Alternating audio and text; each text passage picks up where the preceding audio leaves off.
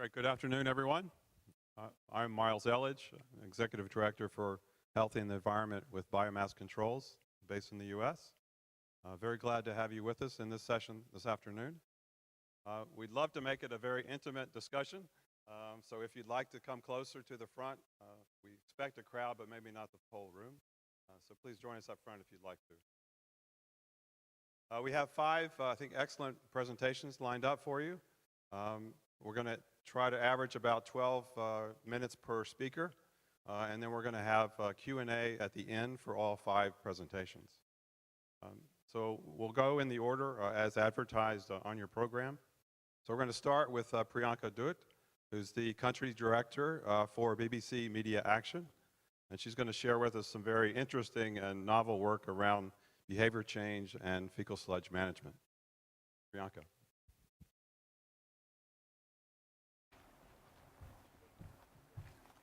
Thank you, Miles. I was worried about this room. I'm not any longer. So I'm Priyanka, as Miles said, and I work with BBC Media Action in India. And BBC Media Action is the international charitable arm of the BBC. So we use media and communication for social impact outcomes. So I'm not a sanitation specialist, but we do a lot of work in sanitation. And we've spent the last 4 years in India funded by the Bill and Melinda Gates Foundation, working to sort of create social and behavior change in sanitation.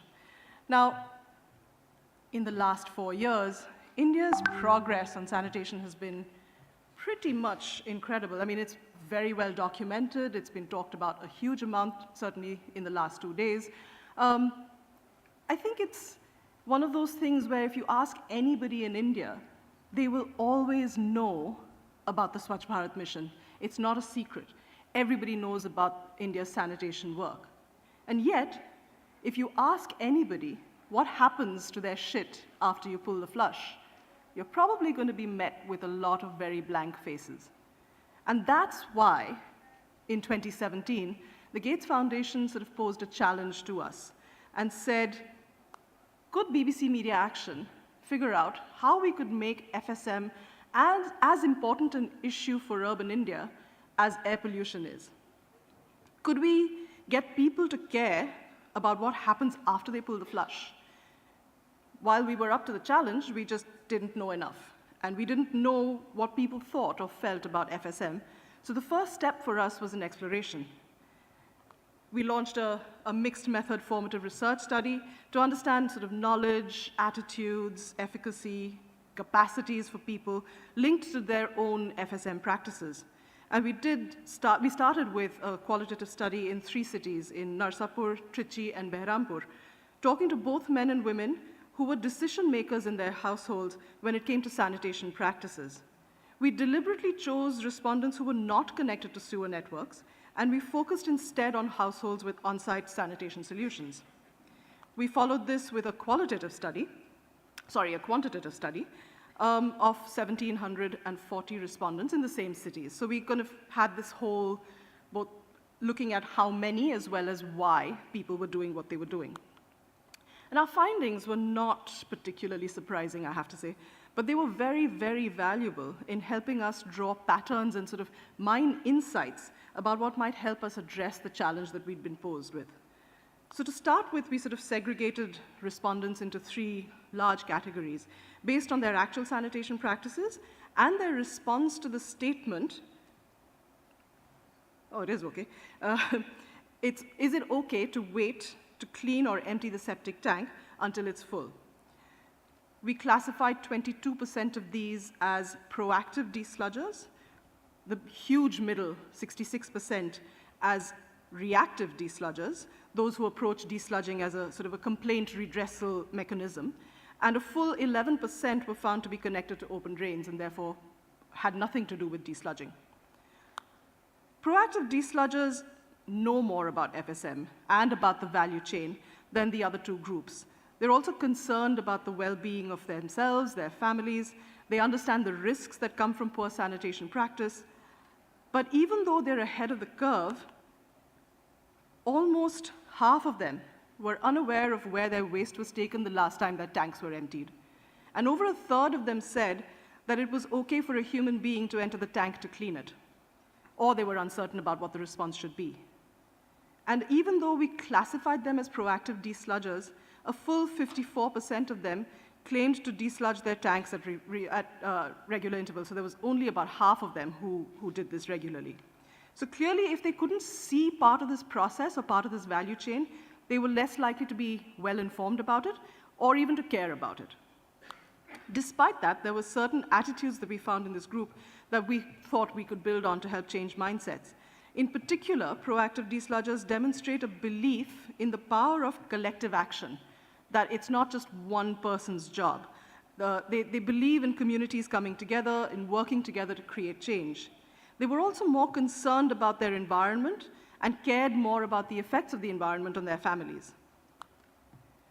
The 66% that we classified as reactive desludgers are largely sort of in the don't know, don't really care category. They desludge as an emergency response when tanks start to overflow, or there's a backflow in the toilet, or things are really stinking. Critically, though, they do this in part because they believe it's not their job to desludge proactively. It's somebody else's job. It's the government's job to handle safe sanitation, and that they don't really have a role to play.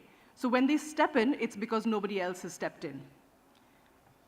We also, importantly, started to see a link to household finances emerge in this group.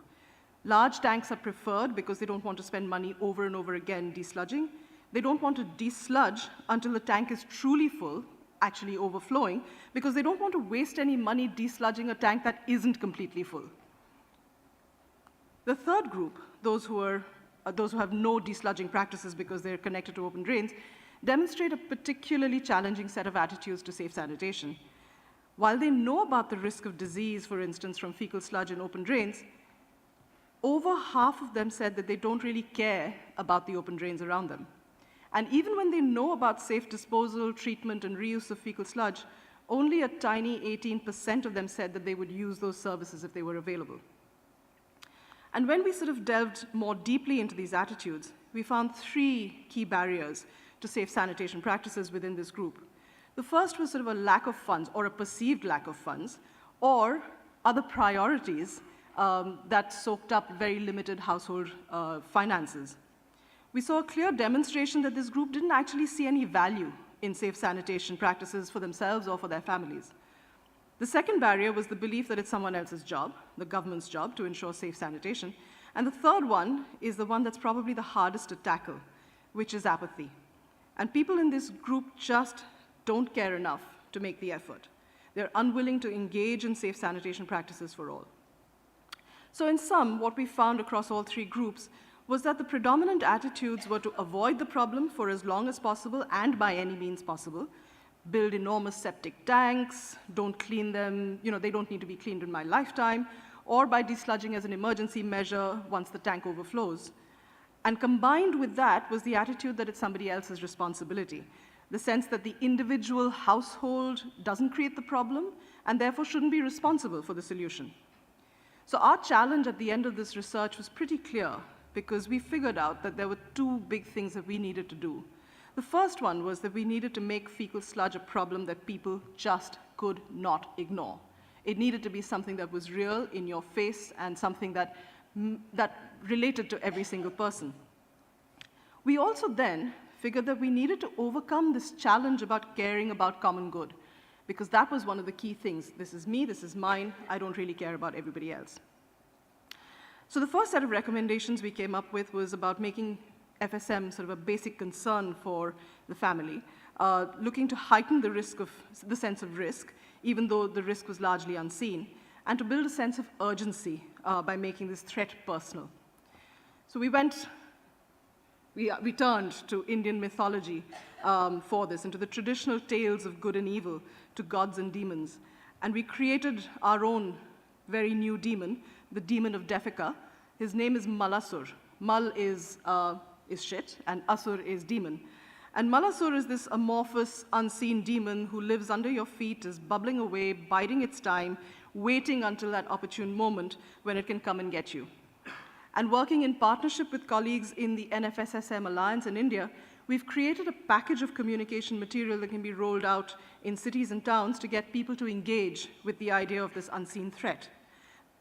So these materials, posters, billboards, bus branding, branding for desludging vans, they actually told people as well that they were not alone. There were phone numbers attached for demon slayers or desludgers in the city. And we're waiting right now for the green signal from two towns, Warangal and Behrampur, to take Malasur to them. But last month, the city of Narsapur distributed over 200,000 flyers to every single household. But of course, it wasn't enough to just create this sense of urgency and to make, sort of give fecal sludge a very visible persona. We needed to go beyond that to help create sort of positive attitudes and to change behavior. And we needed to learn from our formative research to create sort of increased awareness about correct FSM practices across the value chain, to build a sense of individual efficacy, and also to build a sort of sense of social disapproval for incorrect practice. Of course, that's a lot to try and do through communication unless you use drama, which is what we did. So earlier this month, India's launched the first ever series on urban sanitation. It's a 26-episode TV drama called Navrangi Re, or Nine to a Shade. And it's the story of an urban neighborhood where lots of different people live cheek by jowl. And it's through the trials and tribulations of life in an urban jungle that they actually learn to find a collective voice. I'm going to show you a very brief clip to end.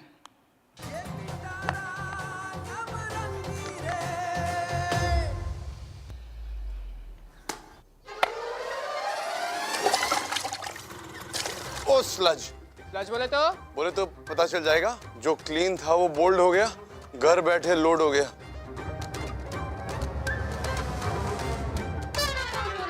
Bat पकड़। अरे uncle sorry, uncle जी sorry. अरे ये missile का परीक्षण किसने किया? Uncle जी sorry, वो अली की गलती से ना मुझसे मिस्टेक हो गया। तो तुम हो मिसाइल मैन? वाह विश्वास वाह, क्या निशाना लगाया है। अरे ये हेलमेट मानव है कौन? अरे भाई मुंह तो दिखाओ, पता तो चले मोहल्ले में किसका स्वागत हुआ है।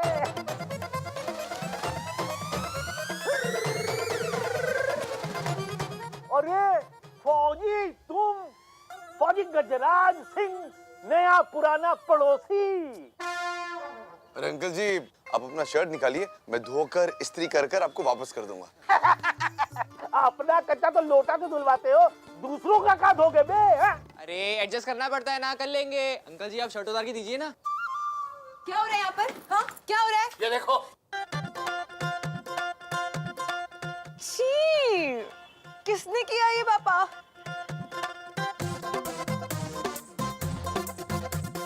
तुमने। विश्वास जरूर तुमने किया होगा ये, है ना? अरे पलटेगा विश्वास भाई, हो सकता है तो हीरो वाली शक्ल देख के पिघल जाए। लोटा पिघल नहीं जाएगी और भड़क जाएगी। ओ तुमसे बात कर रहे हैं हम, और क्या कानाफूसी कर रहे हो तुम लोग यहाँ पर? मानते क्यों नहीं कि तुमने किया ये? अरे क्या क्या अंकल जी, ये है क्या? इसका जन्म अस्पताल में हुआ था कि वो लॉयर के ऑफिस में? जब देखो इल्जाम लगाते रहती है, शक करते रहती है। अच्छा आप मुझे एक बात बताइए, बॉल आकर आपको लगी क्या? नहीं। अरे बॉल तो लगी ही नहीं, पहला सबूत। तो क्या लगा आखिर आपको? नाली का गंध। दूसरा सबूत, मेरी बॉल लगी नहीं आपको, इसका मतलब मैं बाइज्जत बड़ी। मुबारक हो, मुबारक मुबारक। सारा कसूर इस मोती चूर का है।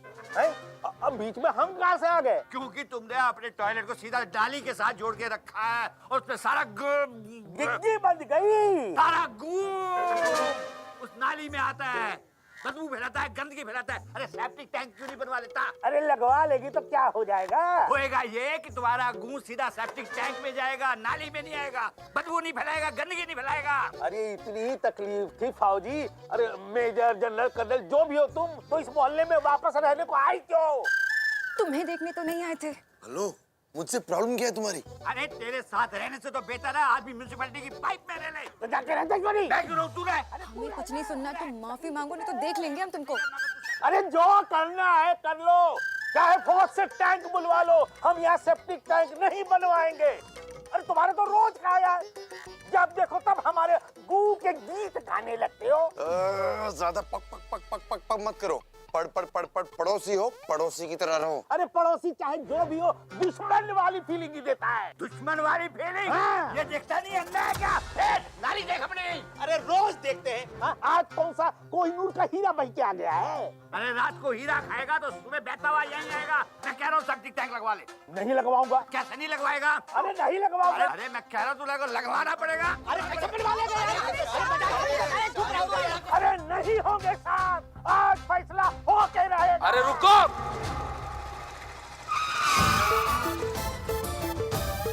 ई नौरंगी मोहल्ले का सारा फैसला हमारी अम्मा लेती है, और ये बात जहाँ फंसी है, ई का फैसला भी हमारी अम्मा ही लेगी।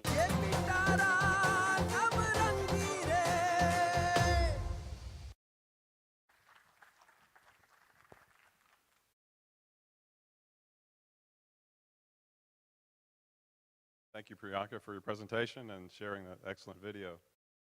Really paving the way for new BCC in the fecal sludge area. Thank you. So, please jot down a few questions for her, and we'll try to take those up at the end.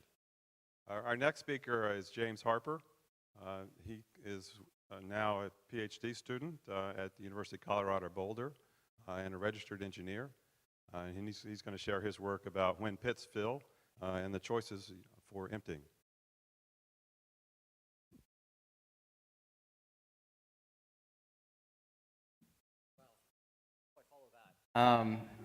Yeah, awesome video. Thanks for the presentation. Thanks very much, everybody, for spending your afternoon with me. I'm going to be telling you a little bit about a study that I performed with my research partner, IDE, in rural Cambodia, where we looked at how households make decisions when their latrine pits fill up. And then we also took a look at how we could encourage them to choose a safe fecal sludge management solution when that happened. So to give you a little bit of background, in rural Cambodia, latrine access has been increasing markedly over the past 15 years to about 50%. And again, this is rural Cambodia. Somebody got a WhatsApp message there. However, FSM services have not followed suit, and they're quite rare in rural Cambodia. So pits are currently being emptied unhygienically. So as is the topic of the week, how can we manage all this waste safely? So in the rural context, it's really important to understand the household's perspective, because they're the ones that are actually making this decision as to what method are they going to use to empty their pit. So my research looks at when pits fill, what do they do, and why, those motivators that we were hearing about in the previous presentation. So our study was conducted in Phairang province, down in the southeastern corner of Cambodia here. So the first study objective was to describe this decision-making practices and the decision-making process and the practices that resulted from it. And to do that, we surveyed over 800 households and asked them questions about their pit emptying methods. But before we dive into the survey results, I want to put you in the perspective of the household themselves. So your pit fills up, you've been using it for a long time, what do? You have the option to empty it yourself, that's self-emptying, but you could also hire a service provider. You could use a bucket, you could use a pump, you could also use a vacuum truck. Or you could choose to not empty it and install a new pit or revert to open defecation. So there are pluses and minuses to each of these practices, and how we make the decision which to choose is really important to understand how to move forward with fecal sludge management. Now, there are a lot of things that go into this decision-making process. We heard a little bit about beliefs. What will be the outcome of a specific practice? How is that going to make me feel when I do it? That's our attitudes. And then what are our neighbors going to think when we do it? That's social norms. And of course, how much is it going to cost, and are we willing to pay that cost?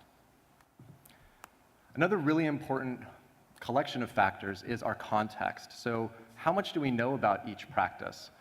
How many children do we have? Where do we live? What season is it? All of these things factor into the decision-making process and result in us selecting a specific practice going forward. So our survey looked at a lot of these decision-making factors in different ways, and we'll show you some of the results from the survey. So first off, taking a look at all households, we found that most household members were using the latrines that we surveyed. Approximately 1 in 4 experienced flooding on their property. Most had good road access, and latrine ages range from brand new all the way up to 31 years with an average of 5.5 years. So nice range of latrine experience here. Now, most of the latrines had one pit, and we found that 14% did what's called piercing their pit, and I'll go into more detail about that later. In terms of planning to empty, so we heard about reactive versus proactive decision making. So these are the proactive people. They had 87% of people had a plan, and 77% were planning to bucket. And then here's the fecal sludge management service provision. Only 2% of people believed that there was a service provider in their area that would empty their pit when it filled up, and only half of those knew actually how to contact a service provider. So taking a look at the actual emptying practices of the households that had emptied prior to the survey, we found that most self-emptied by bucket. However, despite these practices, they reported generally good experiences. Only a few reported having to empty too often. Now, the reasons that they actually emptied their pits, most reported an unusable latrine. So those are the reactive decision makers that had waited until their pits were full in order to make that decision. However, a large percentage also emptied just because their pits smelled, which has been shown in previous studies to be common in rural Cambodia. Most disposed into a field nearby, and approximately 1 in 5 did so specifically to fertilize their crops, which is another common practice in rural Cambodia, is to fertilize crops with fecal sludge. And then I find this one really interesting. Most plan to empty how they've emptied in the past. Okay? So basically, if we take a step back and look at this situation, we've got people that like what they're doing, they're planning on doing it in the future, and the practices that they're using are pretty dangerous. Self-emptying by bucket, typically without safety equipment. So looking forward to behavior change, even if we come up with the best technology in the world, it's still going to be really difficult to change these people's decisions. Then I started looking at emptying rates. So a lot of studies have looked at pit fill rates, but these are actually emptying rates, the number of times a latrine is emptied per year of latrine ownership. And when I first ran the analysis, I saw all of these associations pop up. And I double-checked, and it is actually correct, and a little bit too much to talk about in this forum. So I'm going to pick a few and talk about some of the relationships. So first off, I found that households that had good road access tended to empty more often. So if you step back and think about why, maybe it's just the convenience factor of being able to transport fecal sludge a little bit more easily, but it could also indicate that the households that emptied more often lived next to a road because they were more affluent. So it kind of depends. Again, these are associations, not showing causality. We also found that self-emptiers that used a pump tended to empty more often, which might point towards convenience again, or it might point towards households that simply had pits that filled up more quickly because of local geography that perhaps reduced soil infiltration rates. We also found again that tending to fertilize a crop with fecal sludge increased the number of times people emptied per year. And on the other side, we found that properties that flooded tended to empty less, which might indicate that they are performing a practice called flooding out, which is the worst thing that I can imagine. Is basically, flood happens, a household opens the top of their pit, and all of the fecal sludge comes out into the floodwaters, effectively emptying their pit for them. And conversely, we also found that self-emptiers using buckets tended to empty less, likely due to disgust. So a lot of interesting associations here. Again, these are not causality, this is just association, but it does point towards what we might design, how we might design a behavior change campaign or FSM service provision going forward. So I wanted to get back to pierced pits. So first off, what are they? You can see a picture of them here. We've got a latrine pit and lid with an overflow pipe coming out of it, and this is liquid fecal sludge coming out the top. So it's basically an overflow drain pipe that as sludge levels rise within the pit, it empties automatically, which delays emptying. So obviously a very dangerous procedure. Surface black water is not a good thing. In terms of trying to understand who was doing this, we found that properties that flooded tended to do this more often, which makes sense. Older latrines had these more commonly, and we found that households that had members that worked a technical job, such as a mason or a carpenter, tended to have these pierced pits more often. So you can kind of see the types of people that had these installed. So moving forward, these pierced pits, we really need to understand, improve the understanding of households that black water is in fact dangerous. Traditional beliefs in rural Cambodia state that liquids are cleaner than solids, so that's an issue going forward. And then understanding the real motivations behind piercing pits, why do people do it, going out and asking that specific question. So having characterized a lot of the decision-making process of households when pits fill, we wanted to see if we could modify that process in some way. So in order to do that, IDE created a device called a pit gauge, which is basically a float level that sits inside of the pit and moves up and down with the sludge levels in the pit. And then out the top of the latrine, this pipe moves up and down to indicate the sludge levels within the pit. So when the sludge level is high, the pipe will extend farther up above the pit. So the concept being that a household could see that sludge level within the pit and maybe just think about fecal sludge management more often as their sludge levels increase. So we wanted to see if that would trigger demand for a safe FSM solution, and the FSM solution we picked are alternating dual pits, which is simply adding an additional pit next to a current single pit latrine, and they provide safe emptying via storage treatment. So the question became, does a pit gauge trigger demand for an ADP? So we selected households with single pits. In our treatment area, we had 226 households that had pit gauges installed for free by IDE. And then in the control area, we had 429 that did not have pit gauges.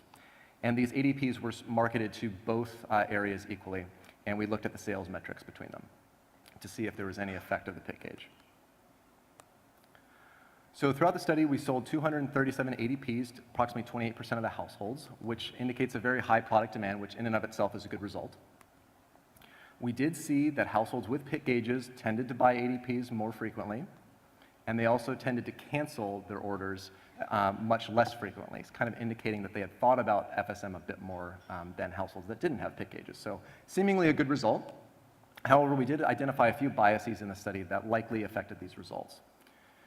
So something I haven't mentioned is that in the households that had pit gauges, IDE had researchers go out every month to actually measure the sludge levels within the pits as an additional portion of the study. And that interaction between the researchers and the household likely stimulated them to think about FSM as well, just like the pit gauge was designed to do. And similarly, we found that households with pit gauges tended to have more interaction with their village chiefs, which again might have influenced their purchase decision there. So some key findings from the study: self-emptying using buckets is extremely common in rural Cambodia and socially acceptable, likely going to make behavior change very difficult going forward. We really need to address these reactive decision-making processes of waiting till a latrine pit is full before we decide on FSM, and then these methods of convenience, of which pierced pits are an example. We found that households are generally aware of all the different FSM options that exist, not just the ones that are local to their community, but those services really don't exist in rural Cambodia currently. And we also showed that you can, in fact, trigger demand for safe FSM solutions, but the best method to do so is currently unknown and likely highly contextual. So moving forward, we really need to understand these decision motivators across all of Cambodia, not just in this one province. And then with that information, we hope to use it to develop and promote safe rural FSM throughout Cambodia.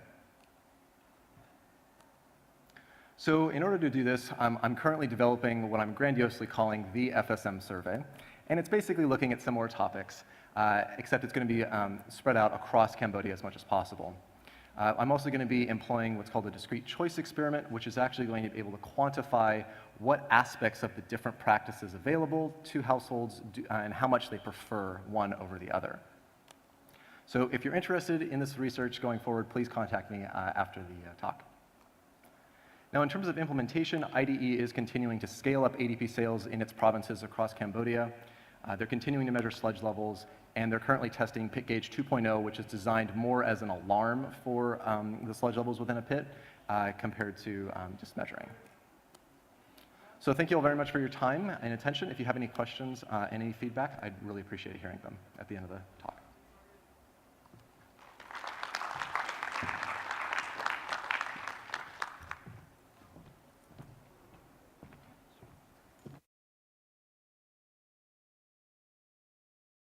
Thank you, James, for excellent and clear and concise presentation. Most interesting work. Again, jot down some questions for James, and we'll catch those at the end. Our third speaker is Kavita Wakanda.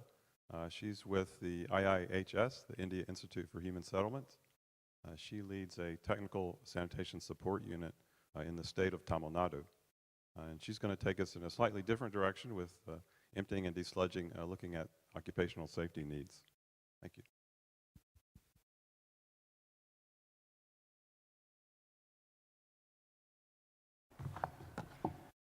Good afternoon, everybody. I'm Kavita. I'm going to be presenting on a number of other people, of my colleagues who worked on this. So like Miles said, I'm going to take you in a slightly different direction, but actually in the end, you will see how it all comes back to behavior change in a different way. So what the study looks at is the existing occupational practices that exist in a few cities that we studied. Yeah, so to give you a context, the cities we were working with is not a context where there was a lot of manual emptying. There were good quality trucks available, as you can see, and there were also disposal facilities available. Or even if open dumping was done, the quality of trucks was good. So we are not talking about safety in a situation where manual emptying is prevalent. But what our finding shows is that it's not that it's very safe in the context of mechanical emptying either. So what was the rationale? One was to understand what was the current desludging practices. And I think a lot of our work in Tamil Nadu has been informed by the fact that instead of looking at existing norms, let's try and understand what's happening on the ground. And here also we want to actually observe what were the workers actually doing as opposed to what they should be doing or what the norms prescribed, and what were the resultant safety and health hazards. We were also trying to go beyond like personal protective equipment or even equipments to see what was the underlying reasons for both the behavior and the practices on the ground, and why were those hazards there in the first place. And yes, looking at personal protective equipment, but then again, not of a narrative of really trying to get into the nuances of why it was not used. And lastly was to develop a set of recommendations to address this. So right now where we are is that we finished the first 3 steps and we are still trying to make sense of all the information that's coming out. So I'm not going to be presenting the recommendations as of now because we're still working through it. So what was the approach? The approach that we took was a systems thinking one, which means it was holistic, and like I said, it touched upon different points. It wasn't just looking merely at equipments, but was looking at mindsets, attitudes, actual practices on the grounds. We used multiple methods. They're listed there. I'm not going to go into detail. And lastly, it was iterative, which meant that because we were using methods as diverse as actually physical observations, including video recording were required, and talking to stakeholders and talking to safety experts, whatever we were finding from one method, we were trying to feed it into the other method to kind of triangulate and strengthen our case. And that meant that we talked to a huge range of experts, of course, the people in the stakeholder sanitation chain, but also to health and safety experts and also people in other parallel industries. Because what we found was a lot of work had been done around sewer workers, and there is work around sanitary workers in FSM also, but relatively limited. So moving on, what was the process? I know you can't read this, and I don't expect you to, but just to give you a flavor of how we actually detailed out the steps. And just wanted to take you, show you. So there are 3 steps, basically. There is, this first thing is reaching the site. Zone 2, which is the biggest zone that you can see, is actually work on the site. And the last is going and disposing at a decanting station or an FSTP. This middle thing that you see is actually entry into septic tanks, which we all know is not supposed to happen according to law, but we found instances that happened. Now, for all these, each of the 56 steps, we detailed it out in great detail in terms of time taken, what was the equipment used, etc., and mapped out the various hazards that were there. So again, can't take you through all the steps, but what I've done is to give you a flavor of what can be done, what we found. So again, as you see, there are different steps in the process, and these different steps are linked with different hazards. And we listed that out for each of the steps. To take you through couple of them. So step 8 is breaking open the septic tank seal, right? Now, this usually doesn't find, because you're supposed to have a manhole cover or some kind of cover that you remove. But the reality is, and I think many people are aware of this, is that never exists. So what you see here people doing is, actually they don't have the equipment to break open the tank. So they break open with all kinds of equipment and can get injured with the equipment itself. But actually, because the structure of the septic tank is such that it's not strong enough, we have got instances of the lid actually breaking and people falling inside that. To give you another example, so there are a lot of harmful gases in this. Now, we also have to do our homework on what gases are there apart from what should be there because of the chemicals that are used now. But there are 2 things that happen. One is when they try to assess if the gas form, they have their own ways of doing it. So For example, they have something called, they light a matchstick and try to see whether it stops burning because of lack of oxygen or whether its flares higher. In that process, they can get burned, but they can also inhale, obviously they're inhaling the gas even while they're doing the testing, and they have reported things like eye irritation and other things.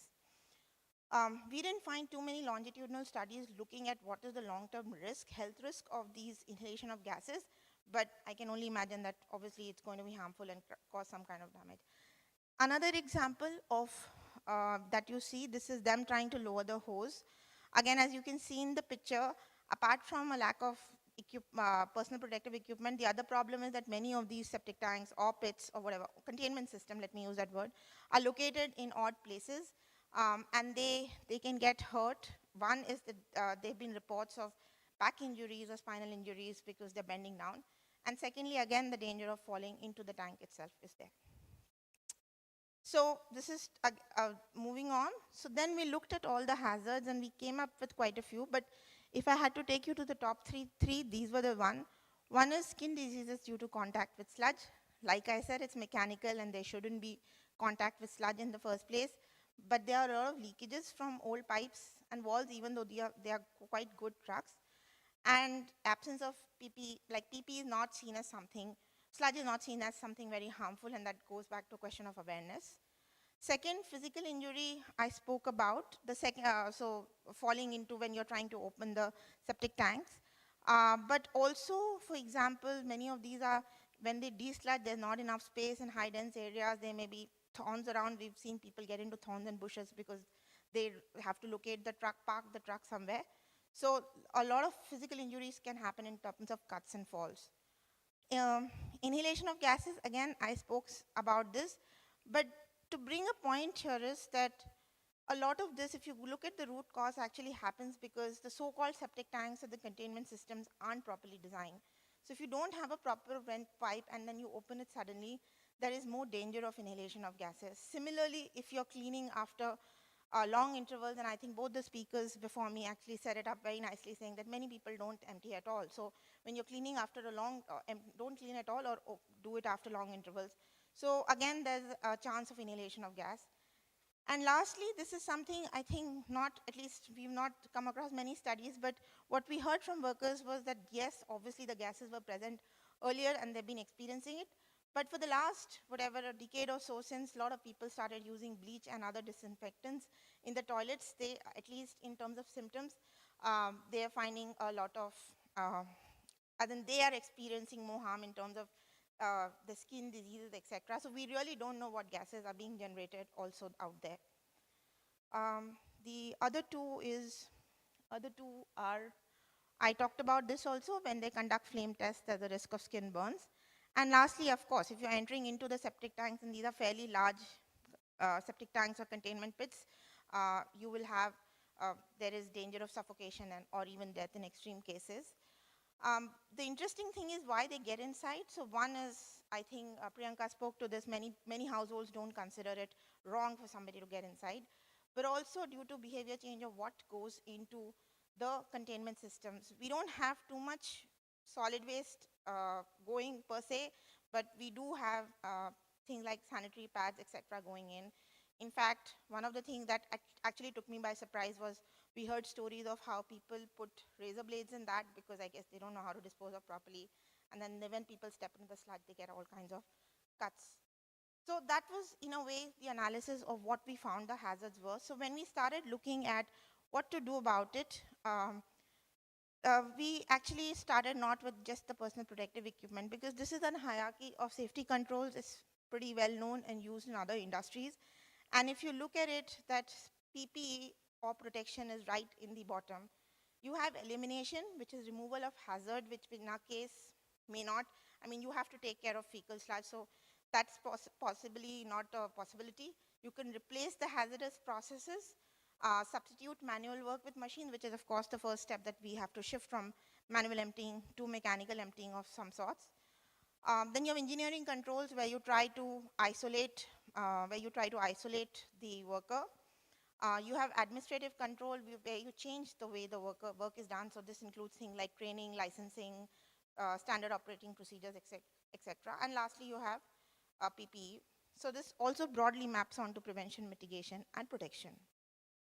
So if I had to talk about these steps very quickly, now elimination, like I said, is we have to eliminate manual emptying or manual work wherever is done. But in this case, where mechanical systems or trucks are actually present, one needs to really prevent or substitute entering into the tank. And like I said, one is they get in primarily because there's a blockage, and secondly, because the sludge has solidified, and which again, I'm forgetting, somewhere in the conference, somebody was saying that that's why you do have to have a certain timely intervals of 3 to 5 years, otherwise it gets solidified. If you look at engineering control, the thing that struck us very strongly is that all the discussion that we have around containment systems or improperly designed septic tanks, a lot of it is from a health and an environmental perspective. But the thing is, if the septic tank, so-called septic tank, is not designed the way it is, it has a lot of implications on occupational safety. So for example, if your pits or your septic tanks are very deep, even if you fall, if it's the standard size, you're not going to get hurt so much, but if they're really deep, you can really fall and get badly hurt. Like I said, the strength of the lid may not be proper, inlet pipe may not be located in the correct place or may not be missing. So there are huge implications of how the containment systems are designed, and there's not enough conversation on how those design affects your safety of the worker.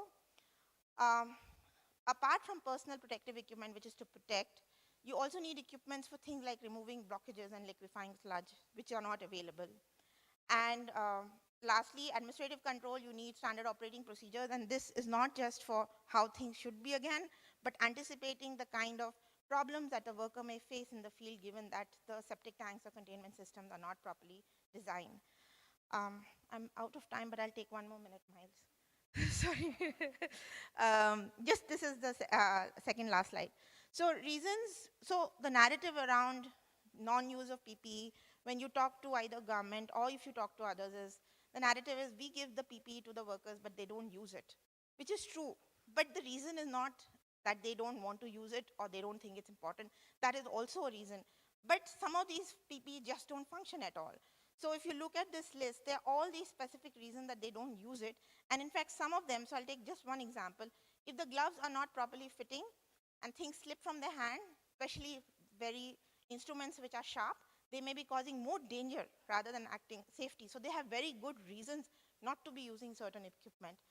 And apart from the functional reasons, I think funding or money is still a question, because while the government can provide or is mandated to provide to workers on their role, many of these workers are in the informal sector, and often the owner and the worker is different, so there's really no incentive or disincentive to provide equipment to the workers.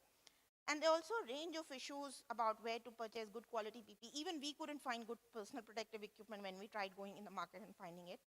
So just a short point, not to go through all of them, is that yes, a lack of awareness is a reason, but that's probably one of the many, many other structural reasons why personal protective equipment is not used. I'm going to skip this slide.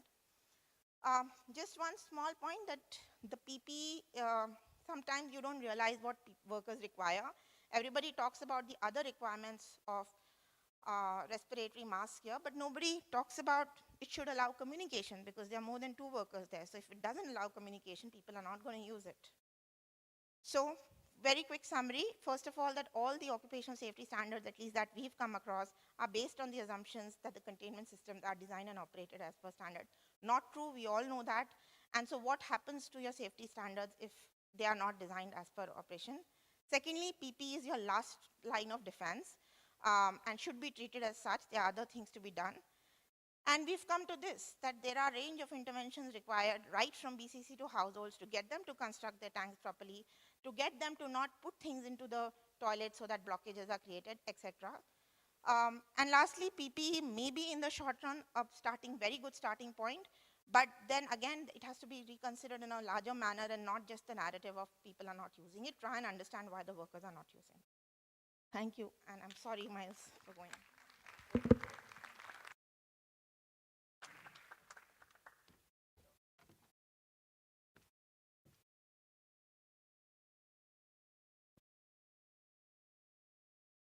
Thank you, Kavita. Very important topic and one that needs a lot more attention in many of the countries that we work.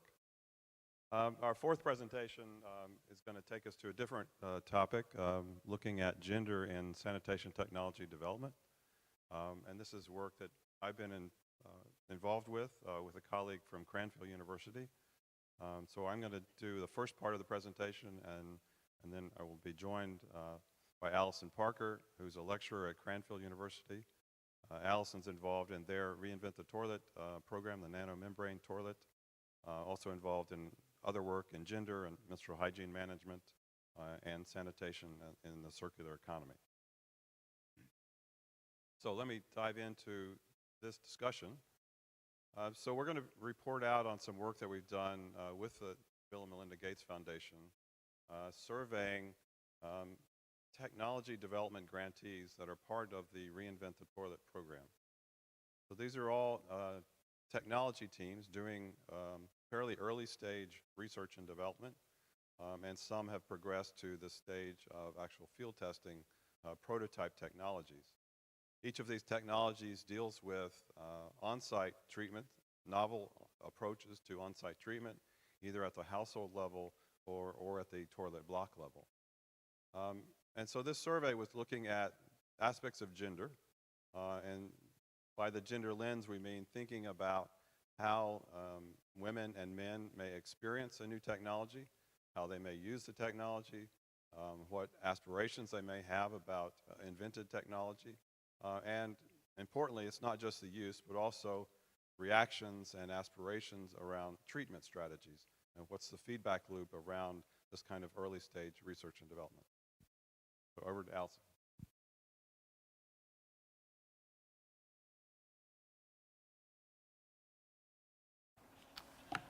So I'm going to start off by telling you about the methodology that we had.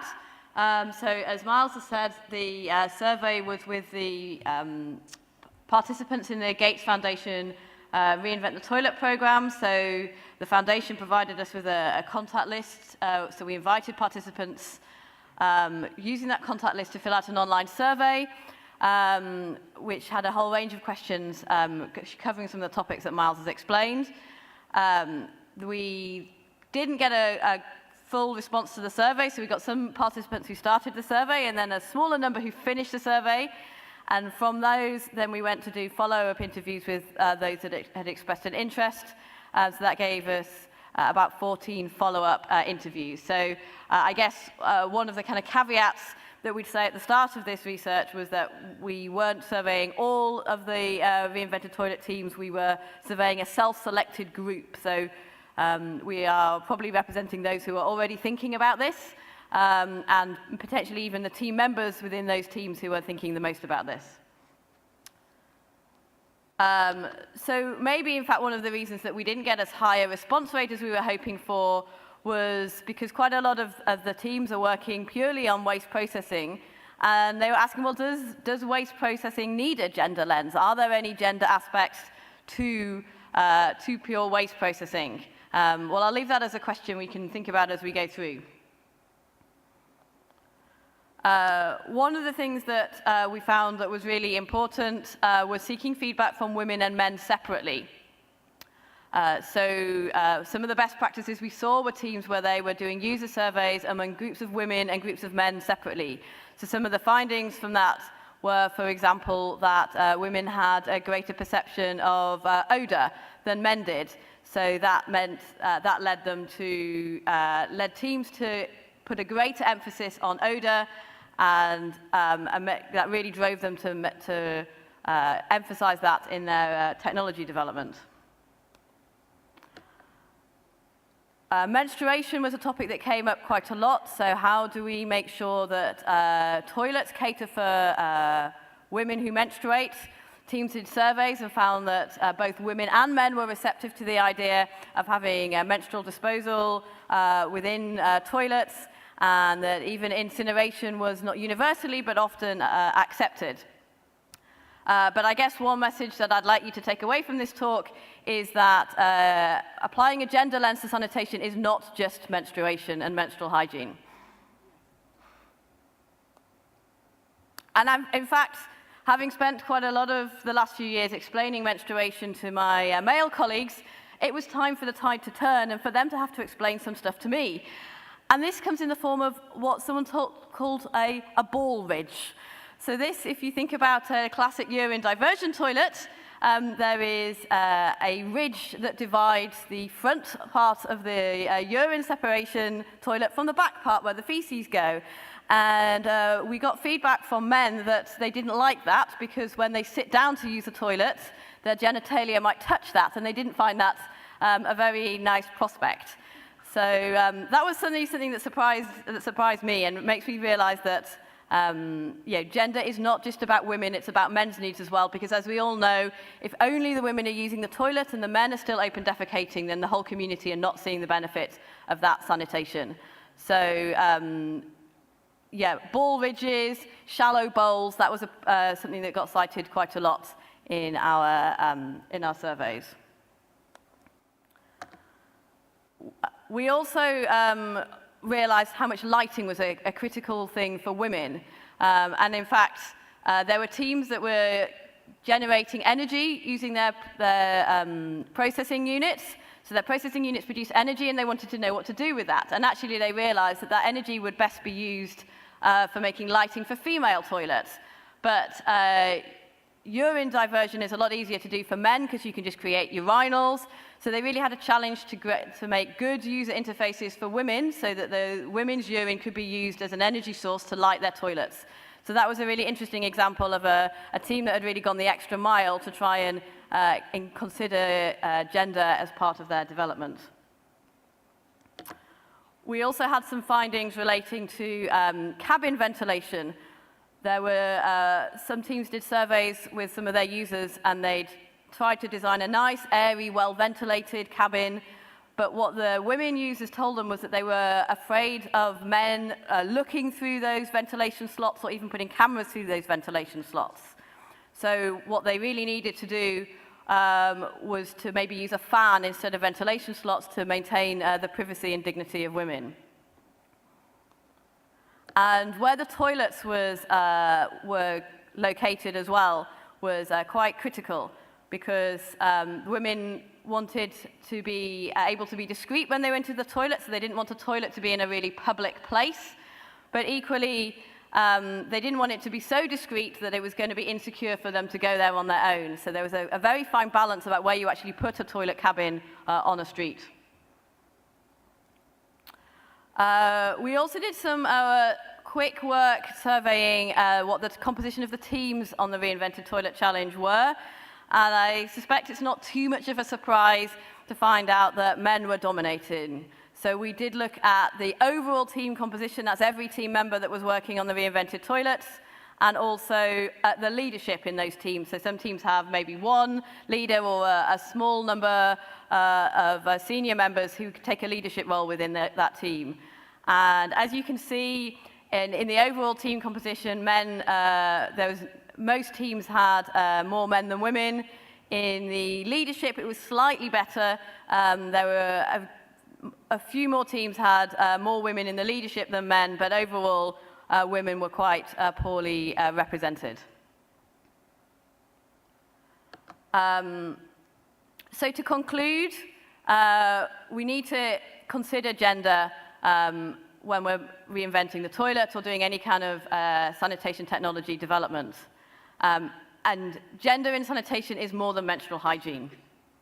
We need more guidance and practical teams for R&D teams. There were some teams that told us that even though they really had tried to get feedback from women during their testing, when they asked for nominations for community representatives to come forward, those representatives were always men. And however hard they really tried to request a woman, the men were put forwards, and they found it very hard to disrupt that dynamic. And I think, particularly with the last slide about the team compositions, then more women are needed in the STEM leadership roles. So more women, if we have more women entering STEM, that's science, technology, engineering, and management careers, if we have more women entering those careers, then we will have more women coming through to be pioneering sanitation technology development in the future. And just to acknowledge that this grant was supported from the Bill and Melinda Gates Foundation. This research was supported by them through Duke University Center for WASH. And that's all I have to say. Thank you.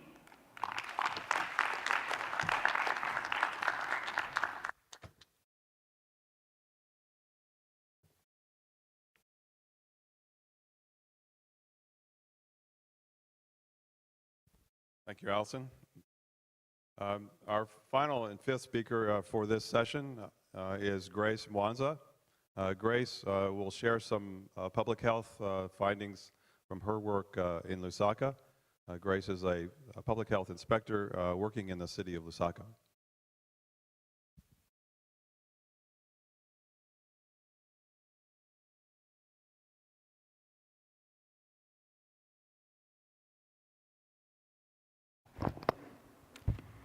Last session of the day is usually the most draining, so I hope everyone is still awake.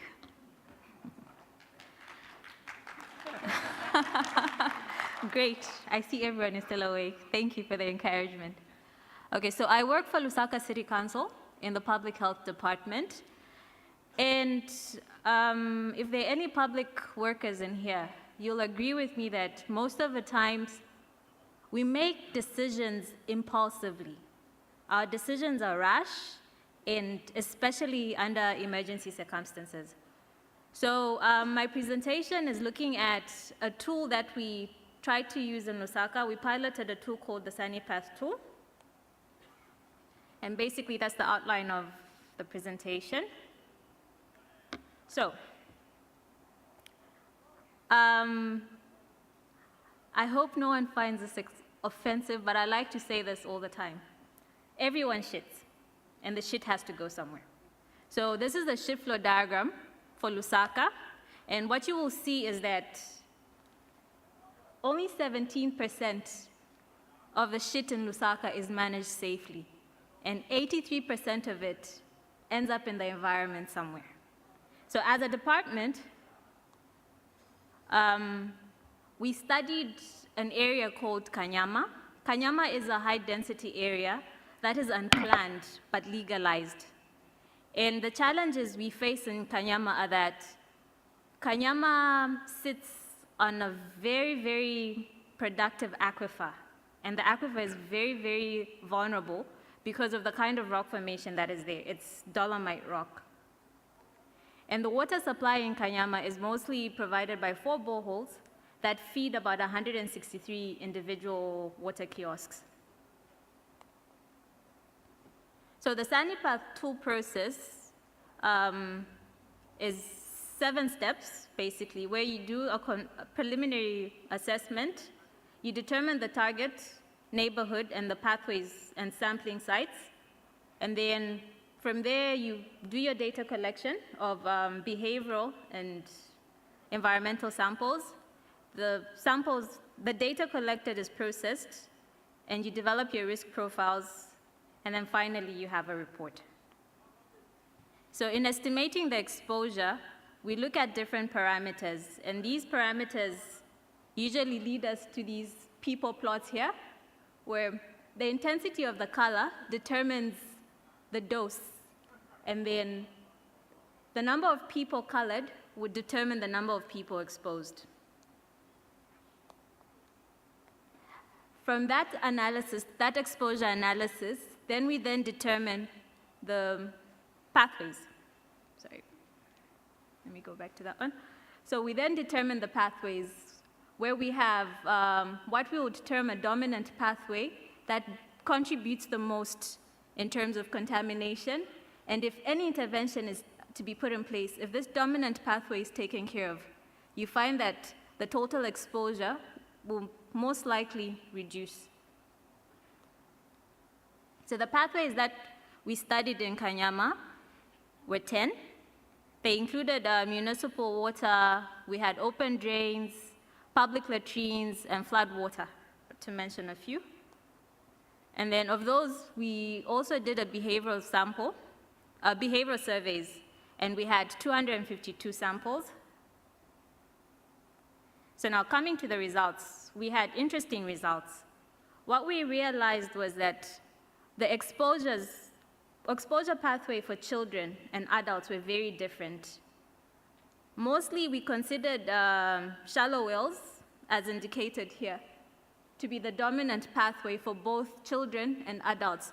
But what we realized was that for children, the problem was actually flood water and drain water. And the flood water was because of something that James spoke about. In our scenario, it is the environment that flushes out the pit latrines. So you'll find that when it rains, the water goes into the pit latrines and then flushes out all the contents of the pit latrines. And the children will normally enjoy playing in flood water. So in terms of action, if you come to Lusaka and you hear, like it was for us in 2017 and 2018, of a cholera outbreak, the first thing that you will hear is, one, Lusaka City Council, what are you doing about the solid waste? There's solid waste everywhere, which we normally feel should not really be the main cause of concern. The biggest problem is usually shallow wells. So thanks to the SaniPath tool, it corresponded with our gut feeling as a department to say that the first thing we need to sort out are the shallow wells. If you look here, the intensity is almost a very deep red, meaning the presence of E. coli in the shallow wells was really, really high, indicating that if you drink shallow well water, you're most likely drinking a lot of shit in that water. But then, if you look at the exposure here, for adults, it was about 12.5%, and for children, it was about 2.2%. So our action as a department was to bury shallow wells, and what was interesting also was that when samples were collected and analysis was done on those samples, Vibrio cholera was also found present in the shallow well water. I need to explain that with the SaniPath tool, the microbial indicator used is E. coli. So when we talk about dosage, we're talking about E. coli. And this is important because in our city, cholera is usually the biggest problem, but then we forget about the other diarrheal diseases. So by using E. coli as a microbial indicator, we're focusing on the presence of fecal matter more than we are focusing on the presence of cholera only, which also highlights the possibility of infection by other diarrheal diseases. Another interesting finding we found was the vulnerability of our municipality supply in that particular area. Because as I mentioned earlier, Kanyama is supplied by 4 boreholes, and it's more of a closed system. And what we found was that of the 10 samples that we collected of municipal water, 1 of the samples was contaminated with E. coli. And the biggest problem with this was that 90% of children, for example, drink water from this water source. And about 93% of adults are on this water source. So meaning the risk related with municipal water in this scenario of Kanyama was very high. So we learned that it is very critical for us to separate the pathways for adults and children because they are not always the same. So here we had shallow wells for children, and then we had flood water and open drains for children as dominant pathways. And then we also realized that if we take care of the shallow wells, then the next dominant contributor in terms of fecal contamination that is consumed by people in Kanyama was fresh produce. So this also indicated to us that we need to work on the sanitation and hygiene facilities and practices and markets that sell fresh produce. And then we also realized that poor FSM has very far-reaching downstream impacts in terms of potable water. Because, I mean, if 1 sample was contaminated for our municipal drinking water, that indicates that there's a point of contact with fecal sludge or fecal matter in the system somewhere. Our takeaways. We found the SaniPath tool very useful because it provided us with targeted information to make critical decisions. And it also alerted us as decision makers that there's some interventions we wouldn't normally consider that are critical. For example, flood water for children. I don't think that's something that we ever really considered because most of our efforts went to managing shallow wells. But then there's also that issue surrounding the flood water in relation to children. And then this tool helped us also look at how do we prioritize our investment, because we live in a situation where resources are finite. Most of the times, not even enough to do our day-to-day operations. So in situations of emergency, for example, where you have very little time and very little resources, the tool would be very useful for us to target our investment in terms of interventions. And it will also help us, I think, not to be impulsive, because most of the times our reactions are very impulsive, but in this case, using the tool, we will be able to make informed decisions in all our day-to-day operations. Thank you.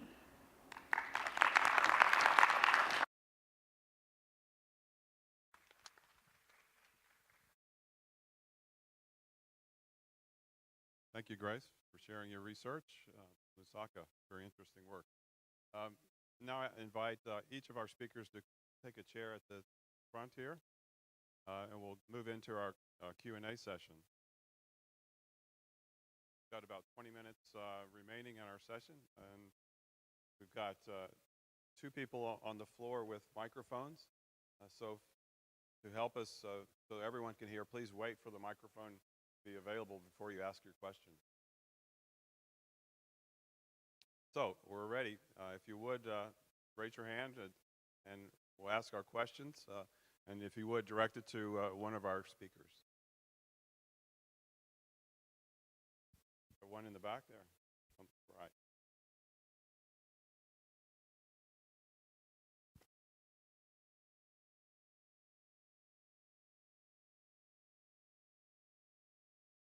So this question is for Ms. Wankade.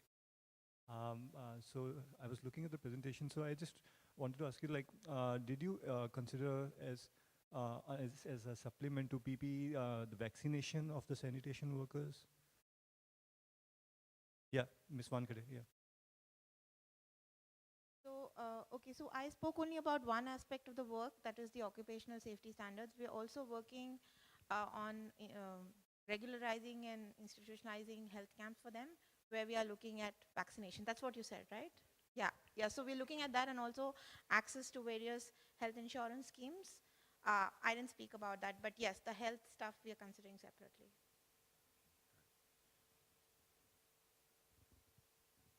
Next question. Got one here in the middle. And then we'll go to the right.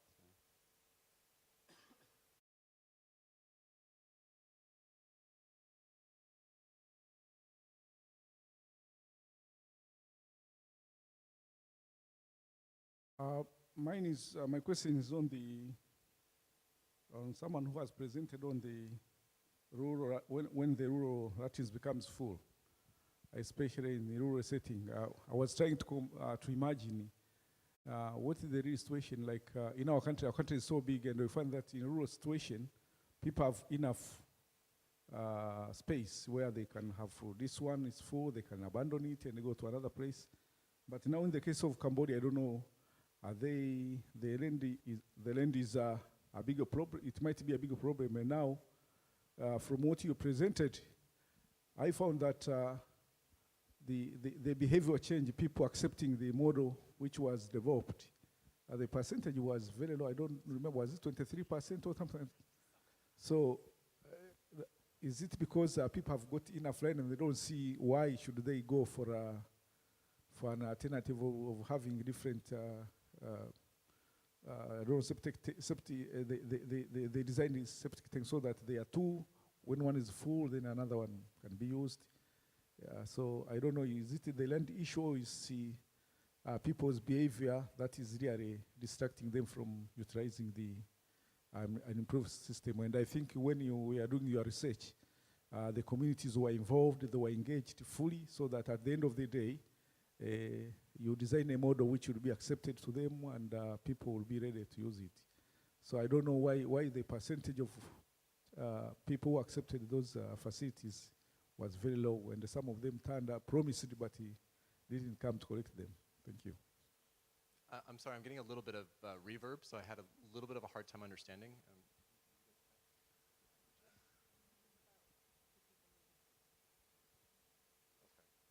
So, sorry, were you asking specifically about people moving their pits as opposed to emptying them? I apologize. There's some reverb here. Maybe I should stand. I'm saying about the pits when they are full. You need to dislodge them, or you have to make sure that you are dislodging them or you are emptying them. But now when we are presenting, I found that the response, you designed a model or an alternative solution. I saw from the picture there were two septic tanks or something. Yeah, the alternating dual pits. Yeah. Would you like me to explain how that works? It's a little. Yeah, but I was looking at the acceptance now. People using those as an alternative way of dislodging their full latins or septic tank, something like that.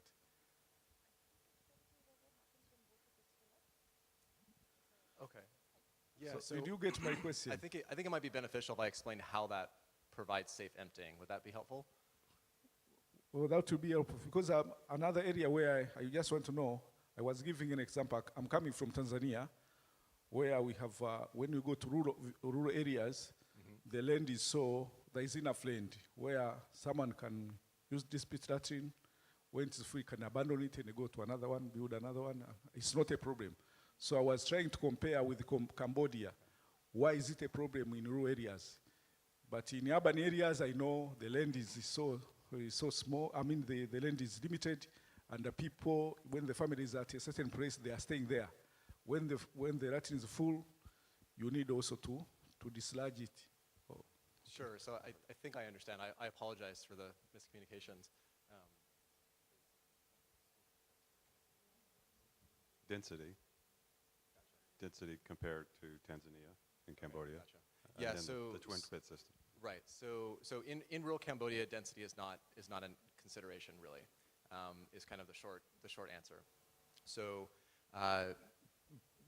currently, most families have single pit latrines. We're looking at, and those obviously do not provide a complete fecal sludge management solution because they require emptying. Right. So very simple. In installing a second pit, they are able to fill up the first one and then switch to the second one. And while they're working on filling up the second one over a couple years, via storage treatment, the first full pit reduces in pathogen load and is therefore a lot safer to empty when the second one has filled up. Okay, so now once the second pit is filled, then you have two full pits, but the first one is relatively more safe to empty at that point. So that's why that is currently considered a safe fecal sludge management solution. And there's no need to actually build out more pits. And there is no issue of population density in rural Cambodia. I hope that answers your question. I apologize. Great, thank you. Hi, this is Andy Peel, wash consultant from the UK. Question for Grace. Thank you for the presentation. It's really interesting. You mentioned that you've introduced the mitigation measures to reduce the hazard by filling in the shallow wells and also improving the water supply quality. I just wonder if it's too soon to know the effectiveness of those measures. Are you seeing the outcomes from those interventions? Okay, thank you. We had a cholera outbreak in the 2017-2018 rain season, and we filled out most of those wells. And what we've seen is in the areas where the wells were filled out and people have not gone back to using the wells again, we have a significant reduction in diarrheal diseases, and we haven't experienced any cholera there this year.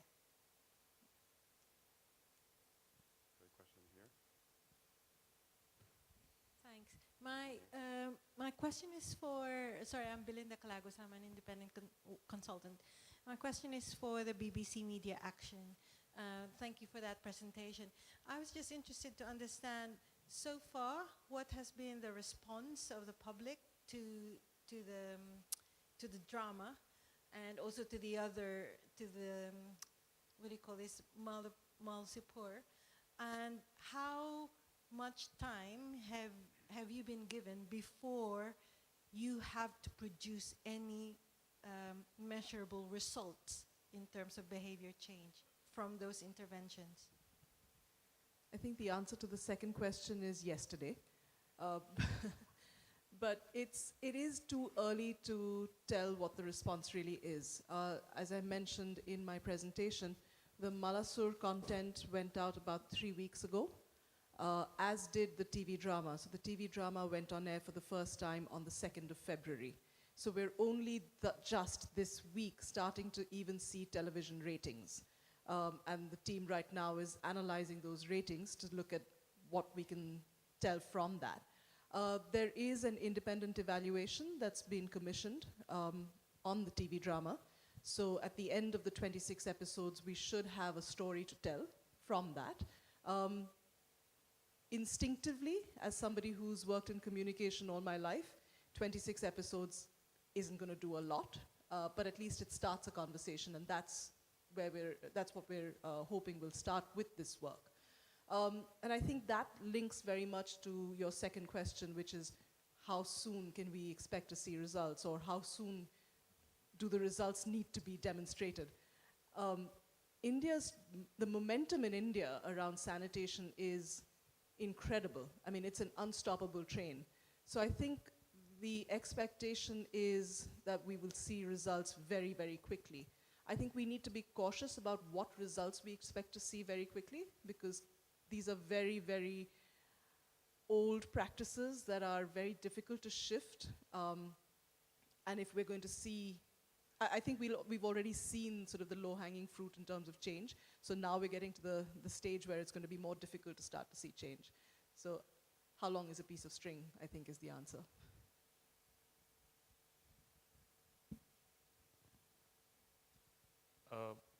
My question to James. An interesting point that you made, that the measurement bias existed, but that itself is a trigger for behavior change, if you look at it from that angle.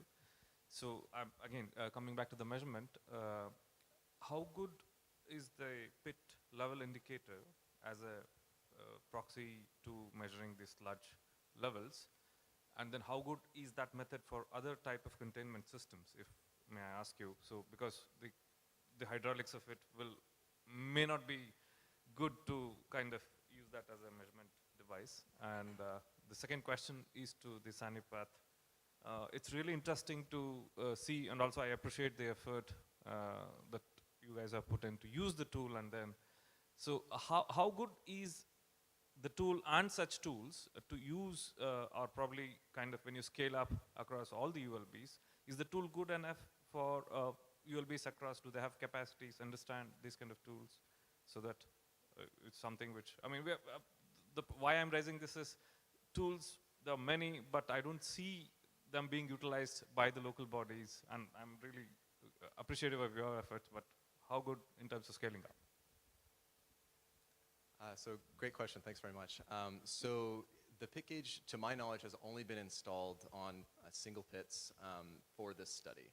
This was a product that was developed by IDE specifically for this study. Cost about $2.30 US per pit gauge. Used like a toy ball and some PVC pipe and some zip ties. Pretty basic stuff. So the accuracy of the measurement, I would say plus or minus 5 centimeters or so, which is relatively good. By a skilled researcher, of course. This wouldn't be the household measuring this. And additionally, what I wasn't able to talk about was that obviously the float ball would sit on top of the liquid portion of the fecal sludge, but when the researcher came out, they could also push the the float ball down into the liquid, and they could sense where the solid level was as well, just based on kind of getting a feel for it over with experience. So that was also kind of an interesting, additional piece of data. So we could actually measure liquid and solid levels. Looking forward, though, IDE is looking at making just more of an alarm system to look at the behavior change side of things. But my own research is actually looking at a more advanced ultrasonic sensor system that's actually going to be looking at sludge levels going forward. So if you're particularly interested, I could talk your ear off about that at a later stage. Thanks. I agree with you. Most tools are very difficult and messy to use, but we have been privileged because we have cooperating partners that have supported us to purchase some equipment that is sitting at a university lab, the University of Zambia lab, that we already use in our day-to-day activities. So part of the tool works with the IDEX toolkit, and that is already at the University of Zambia. And in terms of sample collection, we collect samples in our day-to-day activities every day. But the biggest challenge we've had is that we didn't have a kit to use to input the results and actually analyze the results and have a picture that is usable. And the SaniPath toolkit has helped us do that. So now we collect our samples, and then we have them analyzed at the lab, and then we input our results in the toolkit, and then it helps us analyze the data. So with this toolkit, I think it has really helped us, and we are scaling up to try and to use it in 3 other peri-urban areas in Lusaka. Thank you.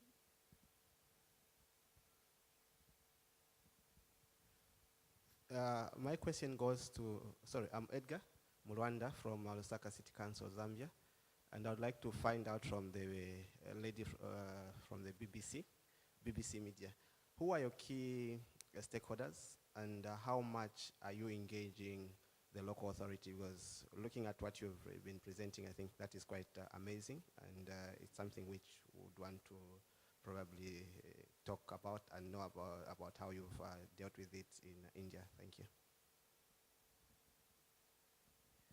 Thank you for that. Our stakeholder set is enormous. For Malasur, for the work that is not on television, but is posters and billboards and all of that, we're working very, very closely. So our immediate stakeholders are other partners who are educational institutions, people who are running technical support units to the government. In fact, Kavita is one of them.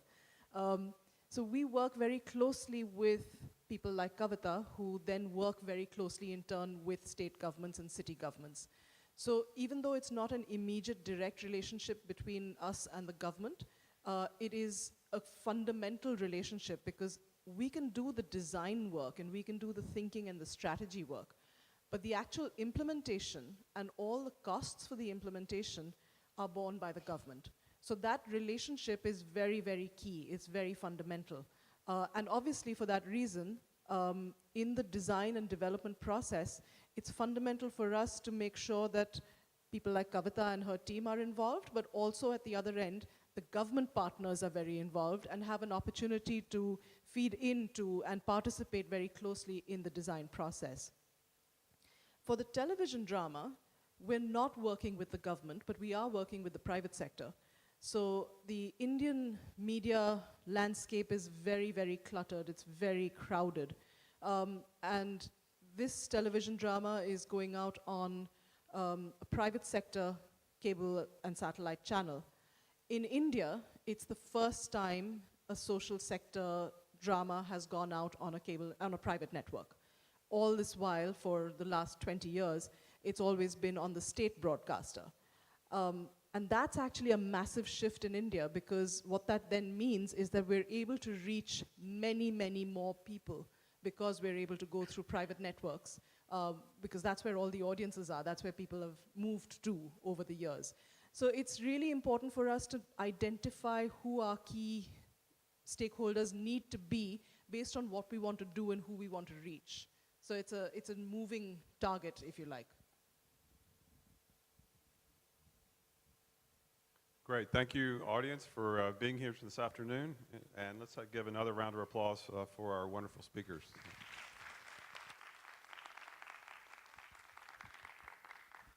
Thank you all. Very nice job.